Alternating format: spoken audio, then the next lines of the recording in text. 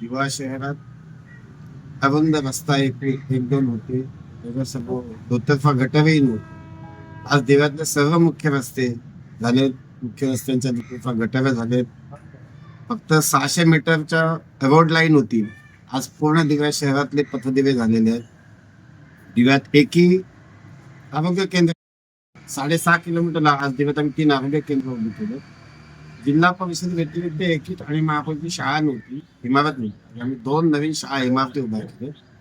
वाढत्या शहरीकरणात गुन्हेगारी वाढत होती. एकनाथ शिंदे साहेबांना आम्ही विनंती केली, खासदार साहेबांनी. ते ज्यावेळी दिव्यात आलेले आणि त्यांनी पोलीस स्टेशन तर मंजूर केलंच, पण पोलीस स्टेशनसाठी इमारत देखील आमची बांधून उभी राहिली.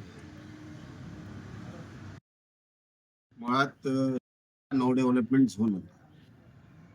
जुन्या शहर विकास आराखड्यात असलेले आरक्षण CRZ मध्ये बाधित झाले. त्यामुळे इथे कोणतेही अधिकृत वास्तू पालिकेला उभारता येत नव्हती. ही गोष्ट लक्षात आल्यानंतर खासदार डॉक्टर श्रीकांत शिंदे साहेब, एकनाथ शिंदे साहेबांनी केंद्र सरकारशी नवीन CRZ जे रिलॅक्सेशन झालंय त्याच्यात 2017ला जिथे लोकवस्ती होती तो बहुतांश भाग CRZ मधून मुक्त केलेला आहे. आणि 2023च्या नवीन शहर विकास आराखड्यात दिव्या शहराचा जो ग्रीन झोन होता तो रहिवासी क्षेत्र म्हणून झालेला, R2 झालेला आहे. त्याच्यामुळे आता मग दिव्याकरांना मूलभूत नागरिक सुविधा देता येतील आणि अपेक्षित असलेल्या ज्या करते आमच्या नगरसेविका साक्षी मळवी आणि शिवसेनेचे सगळेच पदाधिकारी आले. महिला बाल कल्याण योजनेच्या माध्यमातून महिलांना सक्षमीकरण करणं, विधवा परित्यक्त महिलांना सहाय्य करणं, तसंच दिव्यांगांना सहाय्य करणं, मुलांना शिष्यवृत्ती देण्याचं काम च्या माध्यमातून आम्ही करतोच. 2024 साली 2700 महिला भगिनींना आम्ही घरघंटी आणि शिलाई मशीन एका वेळी देण्यात यशस्वी झालो.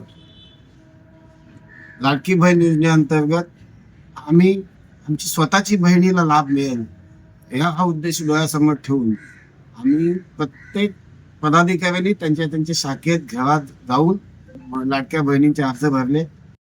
आज आम्ही समाधानी आहोत की बहुतांश ज्या आवश्यक असलेले ज्या महिला गरीब होत्या, ज्यांना त्याची गरज होती, अशा मोठ्या लाभार्थींची संख्या आम्ही देत असेल किंवा प्रिंट मीडिया, इलेक्ट्रॉनिक मीडिया असेल, ही माध्यमं असली तरी देखील मतदाराच्या घरी जावं लागतंच. आणि आम्ही माझा उमेदवार प्रत्येक मतदाराच्या घरी पोहोचलोय. मला सांगायला वाटतंय की या दिव्या शहरात कोणताही मतदारांच्या घरी किती टक्के गेला मला माहिती नाही. माझा शिवसेना भाजप महायुतीचा उमेदवार हा प्रत्येक मतदाराच्या घरी जाऊन केलेल्या विकास कामाच्या 8 वर्षापूर्वी दिव्या शहर हे 8 वर्षात बदललेला दिवा शहर तुम्ही पाहिलाय, विकसित होत असलेलं दिवा शहर पाहिलंय. 100% कामं झाले तसं आम्ही म्हणणार नाही. उर्वरित कामं जी मंजूर आहेत आणि जी करून घ्यायची आहेत आणि डॉक्टर श्रीकांत शिंदे साहेबांचं विजन असलेला मेट्रो आणि इतर ज्या गोष्टी आहेत त्या सगळ्या जलद गतीने या दिव्या शहराला मागच्या दिवशी तुम्ही 8 नगरसेवक दिले, तसे 11च्या 11 शिवसेना भाजप महायुतीच्या उमेदवारांना निवडून द्या. आम्ही या दिव्या शहराच्या विकासाला अजून गती देऊ.